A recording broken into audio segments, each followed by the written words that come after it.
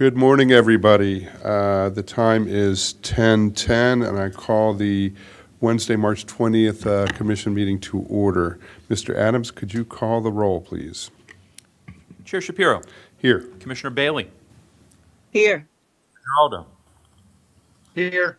Chief Harris. Present. Commissioner Linden. Here. Commissioner Pettowing. Here. That is quorum. Thank you. Thank you. First item on our agenda is the approval of the commission agenda. We also have the approval of the commission minutes from January 17, 2024, under one motion. If I could have a motion to approve both the commission agenda and the commission minutes. Move approval. That would be the amended agenda that was sent out, I believe, this morning. The amended agenda, correct. Thank you for that. I second. Second. We've got a motion by Commissioner Geraldo, a second by Vice Chair Harris. Discussion on the motion. If not, Mr. Adams, you can call the roll, please. Chair Shapiro. Vote aye. Commissioner Bailey. Vote aye. Commissioner Geraldo. Vote aye. Vice Chair Harris. Aye. Commissioner Linden. Aye. Commissioner Pettowing. Aye. 6-0. Thank you. Thank you. Next, under general announcements, just a few things to note. One is a reminder for folks to file their financial disclosures if you haven't done so already. Most folks have done so. There's a few outliers. I won't name names, but you know who you are. Please do so. The other thing is just a couple thanks from the Vice Chair and I. For me, I want to, we're in the midst of the budget season, budget cycle, and I just want to thank everybody across the commission, both Prince George's, Montgomery, all the staff in the departments, in Central Administrative Services. There's just a whole lot of work that goes in this time of year, and I want to appreciate the teamwork and the professionalism and the collaboration, and thank everybody for the good job that we're doing. There's more to do, but thank everybody for what has been going on so far. And And good morning. I'd like to also thank the team, because it's a team effort, to getting in the gold medal parks application. That was done ahead of time and working in collaboration both on the Montgomery and the Prince George's Park side. So thanks for all that hard work. I know it'll pay off, so thank you again for putting in the application. Thank you. Thanks, everybody. Thanks, everybody. Next item on our agenda, item 4. This is just for our information. We have the Employee Retirement System Board of Trustees regular meeting minutes from February 6th. This is not an action item. Then we'll go to item 5, which are the action items. The first item before us is Resolution 24-04, Montgomery County Bond Sale. We have our Secretary Treasurer, Mr. Cohen. I think you're going to be talking about this. He is right in front of us. Very high-level summary for you. Thank you, Good morning, Chair Shapiro, Harris, Commissioners. Good to see you all this morning. The resolution in front of you this morning will allow us to sell $8 million worth of bonds in the public markets. The proceeds will be used for Montgomery Parks and to fund improvements and infrastructure in the Montgomery County Park system. The sale date is currently scheduled for May the 21st, and if the resolution passes this morning, our next steps will be to prepare a preliminary official statement, which is the prospectus for those investors that want to bid on the bonds, and then we'll work together with the rating agencies to get a rating prior to the sale date. I just want to thank you, Chair Shapiro and Chair Harris, for working together with myself and the General Counsel on the resolution, streamlining that a little bit.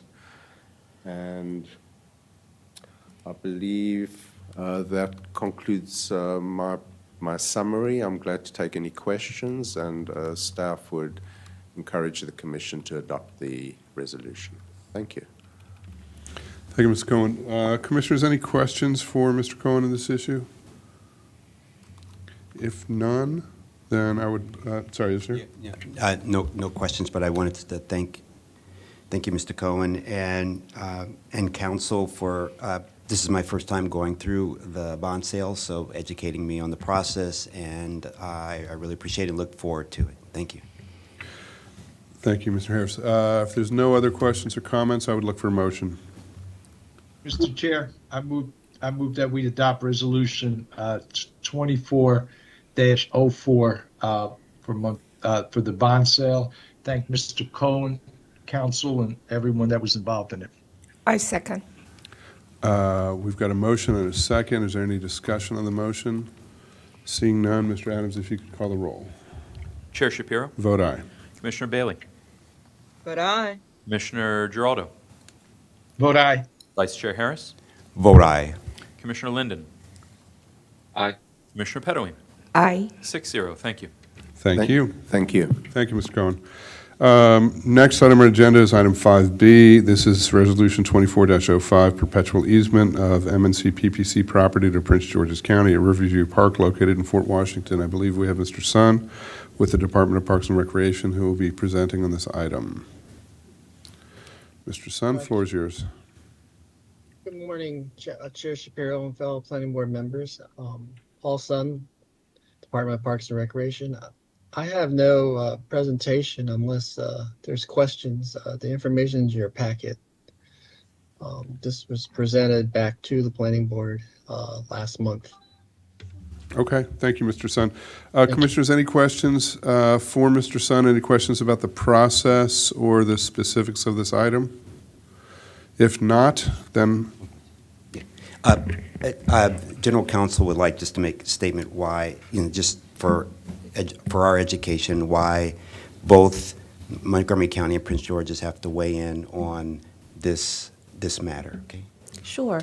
For the record, Deborah Borden, General Counsel. So for the benefit of the new members of the commission, of the full commission, we have specific provisions in the land use article that cover disposition. So that is any time that we are selling or transferring or giving away any interest in land, and also that covers acquisition of land. And so when we are disposing of land, the full commission must take action on that in order to authorize any disposition, any transfer of land or an interest in land away from the commission. So something that we own and we are transferring it away. And that would include an easement, because an easement is an interest in land that is being transferred. It's not the full interest, obviously. It's not a fee simple transfer, but it is an interest that is recognized in land use law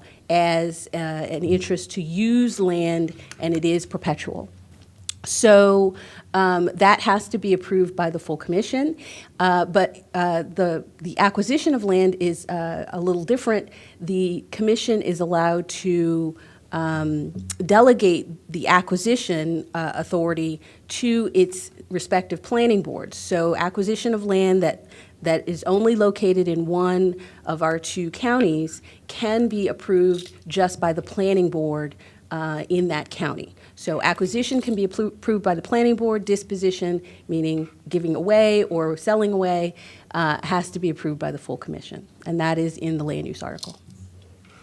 So thank you for that clarification, and also educating the new board members. I really appreciate that. Thank you. No problem. yeah, I concur. That was very helpful. Thank you. So if there's no further questions or discussion on this, I would look for a motion. Mr. Chair, I would move that we approve resolution 24-05, which is a perpetual easement of Maryland National Capital Park and Planning Commission to Prince George's County at Riverview Park. I second. Second. We've got a motion and a second. Any discussion on the motion? Seeing none, Mr. Adams, if you could call the roll. Chair Shapiro, Vote aye. Commissioner Bailey, Aye. Commissioner Giraldo, I vote aye. Vice Chair Harris, Aye. Commissioner Linden, Aye. Commissioner Pettaway. Aye. 6-0, thank you. Thank you. Folks, item 5C has been pulled from the agenda. In short, we're waiting for the Prince George's Police Department to do their final sign-off. Not a big deal, and this will be taken up again next month.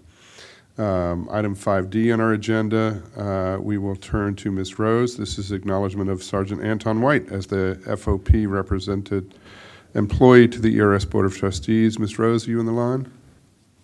I am Chair Shapiro, and good morning, Commissioners. No planned presentation. Happy to answer any questions. but the FOP has done an internal election to replace Sergeant Howard Brown. So Sergeant Anton White will be serving the remainder of the term ending June 30, 2025. Thank you. And on the agenda, it says June 2024. That's inaccurate, but in the resolution, it says June 2025, which is accurate. So just for clarification. If there's no questions on this item, then I would look for a motion. Mr. Chair, I move that we adopt item 5D, which is the acknowledgement of Sergeant Anton White of the Fraternal Order of Police to the ERS Board of Trustees. I second. We've got a motion and a second. Discussion on the motion?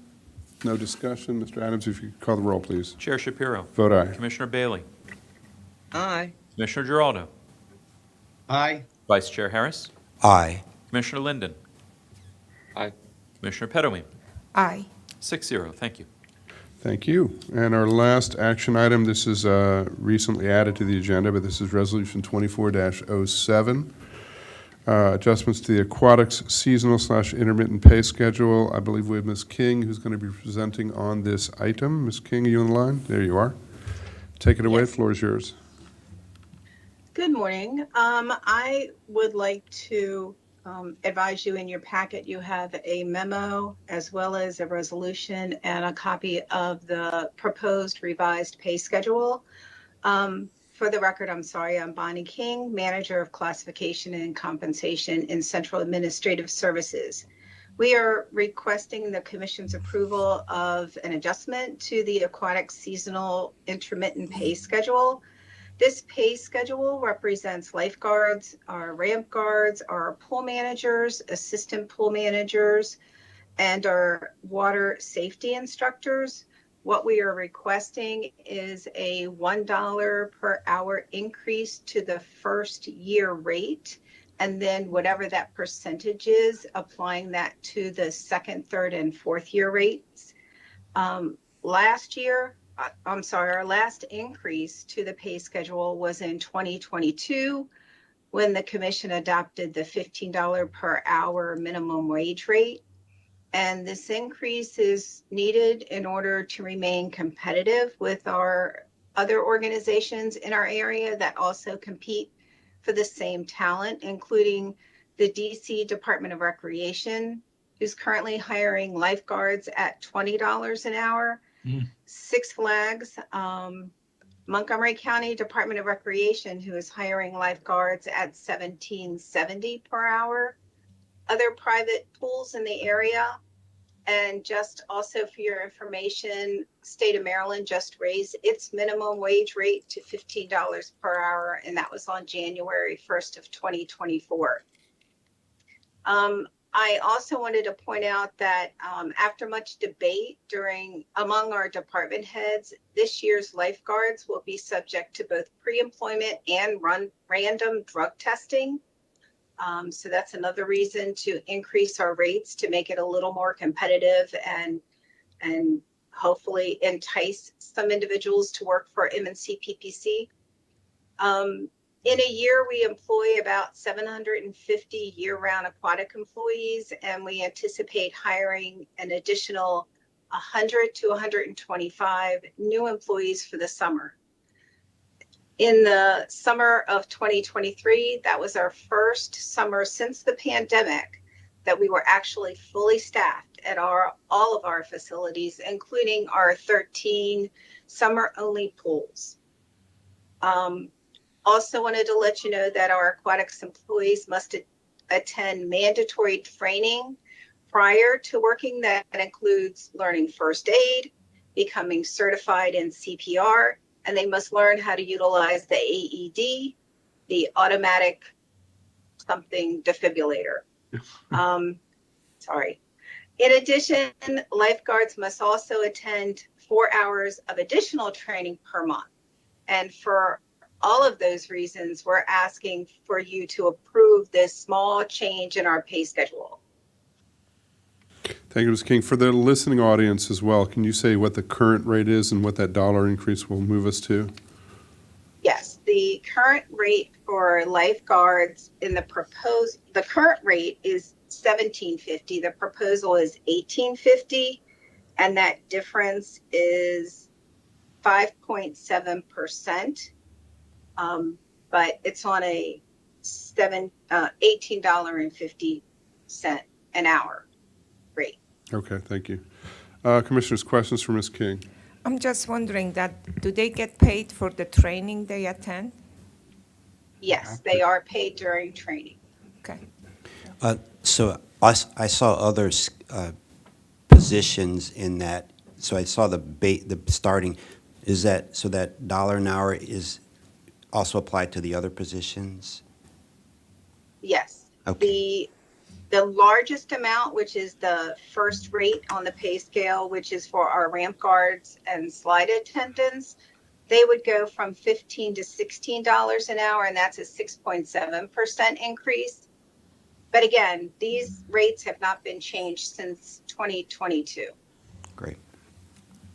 And it looks like every year they're getting, in your scale, about a 5% raise after that, right? Something like that. Yes. It applies differently. It goes from a high of 6.7 to a low of 4.0. Okay. So Thank you. 4.0 is the lowest. So would that make us competitive with the other jurisdictions? Because I do know that a lot of facilities have been having a hard time hiring lifeguards. So will that make us more competitive? It would make us more competitive with, say, Montgomery County Recreation. We would not be competitive with DC. And, we're also fighting competition among even fast food restaurants now that are offering some higher hourly rates and can offer free food, which we can't do. Okay, thank you. Thank you. Any other questions, Commissioners? If not, I would look for a motion. Mr. Chair, I would move that we adopt Resolution 24-07, adjustments to the aquatics seasonal intermittent pay schedule. I second. We've got a motion and a second. Any discussion on the motion? Seeing none, Mr. Adams, if you could call the roll, please. Chair Shapiro. Vote aye. Commissioner Bailey. Commissioner Bailey. I think she is She's frozen. frozen. Oh, she is frozen. She- Okay. I'll circle back around. Vote aye. Thank you. You got her. Commissioner Giraldo. I vote aye. Vice Chair Harris. Aye. Commissioner Linden. Aye. Commissioner Pettaway. Aye. 6-0. Thank you. Thank you. Next, we'll go on to officers' reports. I don't know if we're going to have anything we have anyone who's going to be speaking to these, but we'll start with the Executive Director's report. And Mr. Spencer, as our Acting Executive Director, do you have anything for us? Just information only. Okay. Information only on that. Any questions, Commissioners? I just have one quick question. You may or may not know this, but just in the MFD quarterly report, it lists how we're doing benchmarking against how are we doing, but I didn't know if there were any goals. Like they were saying, we are at 23%, on this part and 30% on this part. Maybe next time I'd be interested to know: are we meeting the goals we set out, or we're ahead goals or behind goals? For MFDs, we haven't. You need to. Okay. For MFDs, we haven't set any goals yet. Okay. Because we still. Hold on one sec. I don't think the mic is picking up. It's not working.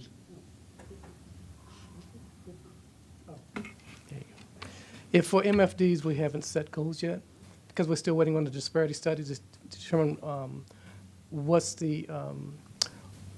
the disparity looks like.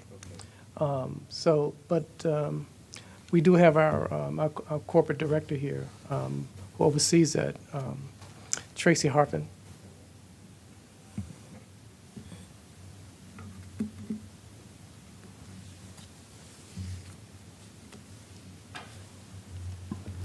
Good morning, Commissioners, Mr. Chair. For the record, Tracy Harvin, Corporate Policy and Management Operations Director. So, Mr. Vice Chair, to your question about goals, as the acting executive director said, we are awaiting the results of the disparity study. That will provide us with information regarding the availability of various contractors in the workplace, in the marketplace, and that will allow us to set various parameters that we would like to achieve. However, I will say, as far as our overall goal, we would just say it's more, basically more than we did last year. And I am very proud to report that we are on track to exceed the numbers of local vendors and minority, female, and disabled-owned businesses that we did in previous years. Thank you very much for You're that welcome. information. And do you have a sense of when you may get the disparity study? Yes, the state has confirmed that the study will be complete in September. Great, thank you. Thank you, Ms. Harvin. Commissioners, any other questions related to this item, these items? If not, this is not an action item. There's no report from the Secretary Treasurer, and the General Counsel. The litigation report is for information only. Any questions for our General Counsel for the litigation report? If not, then the only other item before us is closed session pursuant to the Maryland General Provisions article of the Annotated Code of Maryland, Section 3-305B. 9, a closed session is proposed to consider matters related to collective bargaining negotiations with the Municipal and County Government Employees Organization and the Fraternal Order of Police Bargaining Unit to preserve the Commission's negotiating position. Commissioners, I would look for a motion to go into executive session. I move to go to the closed session. Second. We've got a motion, a second, to go in closed session. Under discussion, the other thing I'd say is we will come back into open session to close out the meeting. There will be no, I am assuming there will be no further business before us beyond that, but you will see us back in open session in what my guess would be about 15 minutes? Or less, okay. And with that, Mr. Adams, if you could call the roll. Chair Shapiro. Vote aye. Commissioner Bailey. Aye. Commissioner Giraldo. I vote aye. Vice Chair Harris. Aye. Commissioner Linden. Aye. Commissioner Pettaway. Aye. That's 6-0. Thank you. Thank you. And commissioners who are virtual, you have a link to move us into closed session. It's going to take us about 5 minutes to get into the room and get set up. And then we'll be in closed session. Then again, we'll come back to open session shortly afterwards just to close out the meeting. Thank you all. See you all shortly. Try to find.